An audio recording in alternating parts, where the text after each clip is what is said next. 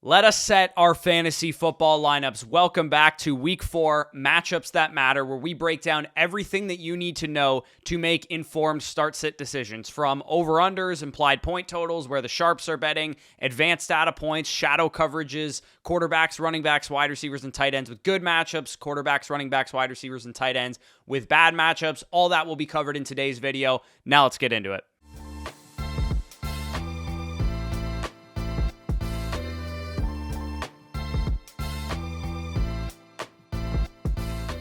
All right, as always, if you want access to our weekly rankings, to these matchup charts, to all the information I'm breaking down in this video, as well as our rest of season rankings to help you guys with trades, check that down below in the pinned comment. You can get that either by signing up on Underdog using code FSE or signing up on flockfantasy.com using code FSE. So let's get into it. We have the over-unders. The top over-unders of the week are Buffalo Bills, Miami Dolphins, expected to be a big-time fireworks showdown between Tua and Josh Allen. I actually have the Josh Allen Stephon Diggs stack, and the guy that I'm playing against this week has the Tua Tyreek Hill stack. So it should be a very interesting matchup for me in my home league. The Chargers and Raiders game is expected to be very high scoring as well. Giants and Seahawks on Monday Night Football also expected to have some fireworks as well. And then Colts, Rams, Broncos, Bears, Detroit Lions, and Green Bay Packers on Thursday night tonight, also expected to be above a 45-point over-under there. And then some of the lower scoring matchups this week, we have the Browns and Ravens. Of course, it's fuck the Saints week. As a Tampa Bay Buccaneers fan, we're playing against the New Orleans Saints. Not expected to be a lot of fireworks in that game. Jameis Winston probably starting for the New Orleans Saints there. Then the Bengals and Titans, not expected a lot of points there. A little interesting knowing that Joe Burrow is on one side of the ball there. And then the Jets and Chiefs on Sunday night, not expected to be higher scoring. And then Steelers and Texans as well. So maybe if you guys have start-sit decisions, again, get out a piece of paper. If you have, let's say, Elijah Moore versus Roschon Johnson as your start-sit decision, get out a piece of paper, start scoring points on either side, who has the higher over-unders, who has the better matchup, etc., etc. So implied point totals, of course, these are derived directly from the over-unders and the spreads. Some of these teams, you definitely want to favor their players. San Francisco, Buffalo, Los Angeles Chargers, Kansas City Chiefs, and Philadelphia Eagles. If you have a tiebreaker of a decision and one of the players that you're deciding between plays for one of these 5 teams, I would highly suggest you lean towards that player, and vice versa. If you guys have players from the Cardinals, the Jets, the Commanders, the Patriots, and the Saints, maybe you steer clear of those teams. So maybe, for example, you're deciding between Marquise Brown and Gabriel Davis. Maybe you lean towards Gabriel Davis given the fact that the Buffalo Bills are implied for 28.25 points versus 15 points for the Arizona Cardinals. So where the sharps are betting, of course, we want to know where the sharp money is going because Vegas over-unders are not always going to be right. We can see that a lot of steam on that Cardinals and 49ers game going on the over. So again, keep that in mind if you have like Ayuk or Debo or Marquise Brown. Looks like the sharps like the over in that game. Steelers, Texans, sharps also really like the over. Encouraging knowing that the highest point over-under game on the slate, the Buffalo Bills and Miami Dolphins, also catching some steam on the over. Colts, Rams catching steam on the over. Already a high point total there at 47. Same with Vikings, Panthers. I believe every Vikings game so far has gone over, so keep that in mind. With the Minnesota Vikings, they're a team that, invites scoring on both sides of the ball. And then the Giants and Seahawks also expected to be a higher over-under game. Sharps like the over on Monday Night Football. And then the sharps do not like the over on these games. Chiefs, Jets, Bengals, Titans, Buccaneers, Saints, Cowboys, and Patriots, and then the Lions-Packers game tonight, even though we got a 46-point over-under, the sharps don't appear to like the over in that game. So now let's get into the advanced data points. Of course, these are going to cover things like, what are the fastest paced games on the slate? What are the slowest paced games on the slate? And then, offensive DVOA, which basically means like how good is an average offense in this far left column versus the opponent that they're playing in the column second from left. How good is their defense? And then if you have an advantage, obviously that means the offense should score points on the defense. If you have a disadvantage, it means maybe the defense wins that battle. So fastest paced games of the slate, we do have the Patriots and Cowboys, which is not expected to be a high-scoring game, but it is very up-tempo offenses going up against each other. Colts, Rams, same type of thing. Probably why the sharps like the over in that game. 49ers, Cardinals, checking a lot of boxes here. So if you have, Ayuk or Debo or some of these guys, definitely keep that in mind for your lineup decisions.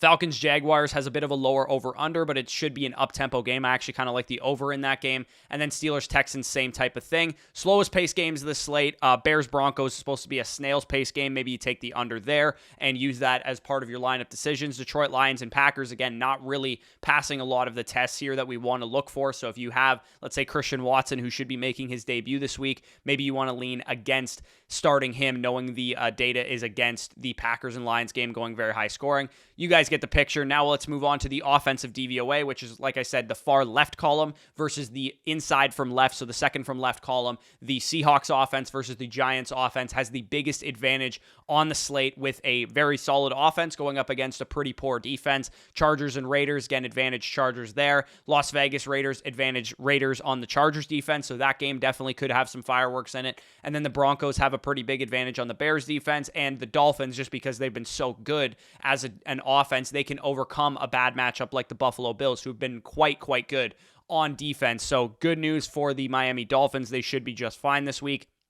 And then some of the biggest disadvantages, of course, lean against starting some of these players, with the Jets going up against the Chiefs, the Giants against the Seahawks, especially without Saquon Barkley probably in this game. The Baltimore Ravens implied for sneakily very little points this week, going up against the Browns defense that currently ranks best in the NFL in defensive DVOA. Not a great matchup for Lamar and company there. Then the Rams going up against the Colts, not a great matchup for them. And the Buccaneers and Saints, as I mentioned, catching a lot of steam on the under in that one. So now let's move on to the shadow coverage. So shadow coverage matchups, again, these aren't the be-all, end-all. Just because somebody has a bad matchup doesn't mean I'm not starting them, but it does definitely, help you make decisions when it comes to like tiebreakers and stuff. So let's start with the guys that are seeing downgrades this week. So of course we have the infamous, Mike Evans versus Marshawn Lattimore matchup. We know that every time that these two guys go up against each other, there is always, a battle won one way or another. Marshawn Lattimore, unfortunately, has gotten the better of Mike Evans. Of course, as a Buccaneers fan, I hate to see that, but Mike Evans is capable of winning that matchup. He's probably still in your lineup, but he does see a downgrade. Garrett Wilson versus L'Jarius Sneed, who's been absolutely locked down so far this year, holding Calvin Ridley and DJ Moore in the last 2 weeks to pretty much no production. So definitely bad news for Garrett Wilson. Maybe you want to leave him on your bench if you have better options, but he's still a top 25 receiver for me. And then Zay Flowers and Rashad Bateman have a tough matchup against the Browns secondary, and the Chiefs wide receivers I would probably leave on your bench as well. So the yellow matchups, these are kind of just like, the corners concerning, but the wide receivers probably good enough to win that matchup, and the corners maybe a little bit more up and down than, a lockdown corner would be. So DJ Moore versus Patrick Surtain. I mean, Surtain's a great corner, and DJ Moore in the Bears offense, I don't really trust them. So if you can help it, I would probably leave DJ Moore on your bench. But knowing what we know about the Broncos, they just had 70 points hung on them. I don't think it's an overly concerning matchup. Terry McLaurin versus Darius Slay went very much in favor of Terry McLaurin last year. He posted 2 100-yard games on the Philadelphia Eagles, so I'm not overly concerned about that matchup. Stephon Diggs has scored a touchdown in both games of the last 2 matchups against the Miami Dolphins when he was against Xavier Howard, so I'm also not really concerned about that matchup. And then some of the big, matchup advantages here, these are not going to be shadow matchups, but just like the opposing secondary is bad. Big time advantage for Devontae Adams and Jacoby Myers, for Jamar Chase and T. Higgins. Jonathan Mingo, mainly Adam Thielen, is probably who you'd be starting on the Panthers side, although we might have Bryce Young back for that game. Cortland Sutton and Jerry Jeudy also have good matchups against the Bears secondary. And then Isaiah Hodgins and Darius Slayton, probably not going to start those guys, but maybe from a DFS perspective, you can squeeze those guys into your lineup. So now let's get into the positional matchups. This is where we break down the quarterbacks with good matchups, quarterbacks with bad matchups, so on and so forth. So you guys can see Bears, Raiders, Seahawks, Broncos, and Bengals all have good matchups. Looks like we might have a bounce back spot for Joe Burrow here. The Titans have been pretty soft against quarterbacks, pretty soft against wide receivers. Should be a big time performance for Burrow and the Bengals. Looks like you got a couple good streaming options as well if you are in need of a different quarterback. Maybe the guy that you drafted isn't performing. Geno Smith, Russell Wilson, and Jimmy Garoppolo all appear to be in good spots. Justin Fields, maybe he was one of those guys that you drafted that isn't doing anything. He's going up against the stone easiest matchup in the league this week. So I have Justin Fields inside my top 15 quarterbacks. I don't want to start Justin Fields. However, how bad the Broncos are on defense and how bad the Bears have been on offense, it may be a battle of bad against bad, or it could be Justin Fields getting back on track in this game. So he's not a bad option. The quarterbacks with bad matchups, definitely keep an eye on Tua and Lamar Jackson. I think the Dolphins are pretty much matchup proof, so I'm not overly worried about Tua, especially with the over-under in that game.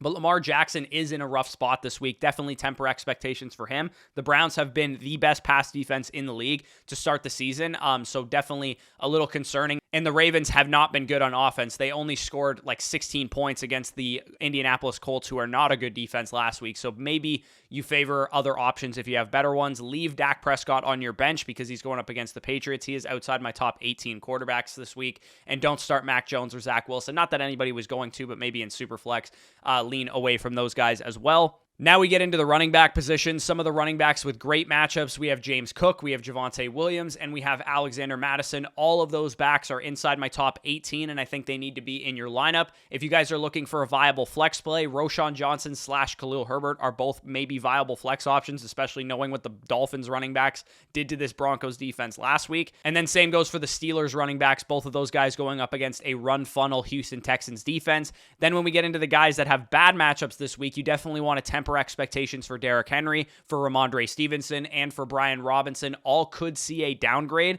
but you're probably still starting those guys as like top 24 plays. I believe I have Derrick Henry just at the back end of RB1 range. Ramondre is like a mid RB2 for me, and then Brian Robinson a back end RB2 for me this week. Alvin Kamara and Breece Hall, both guys are a little bit sketchy of starts right now. I think they should be benchable if you have better options, either in your flex spot at wide receiver or at different running back spots, especially with Alvin Kamara coming one game off of the suspension here. I want to kind of see what his workload's going to look like. Breece Hall also, the Jets are implied for like some of the fewest points on the slate, and Breece Hall still not quite to the level of explosiveness, quite to the level of a workload that we want to see so far. So if you had to bench those guys, I don't blame you, but they're probably still startable in deeper leagues. I have both of them inside my top 30 running backs, so they're probably in your lineup for the most part. Wide receiver matchups, we could see here that Adams, Chase, Higgins, Metcalf, and Lockett are all great plays this week, all in really good matchups.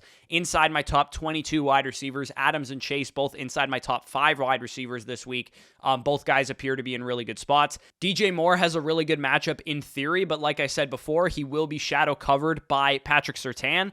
So maybe he can get things done when he's not on Surtain, but for the most part, I don't love the matchup for DJ Moore. I would leave him on your bench. He's outside of my top 36 wide receivers this week. Nico Collins and Tank Dell, they're both solid wide receiver 3 flex plays, as is Jacoby Myers. So definitely, I would start all 3 of those guys over DJ Moore for what it's worth if you're deciding between those players specifically. And then when we get to the wide receivers with bad matchups, of course, temper expectations for CeeDee Lamb. He's still inside my top 12 wide receivers, but the Patriots' pass defense is pretty tough.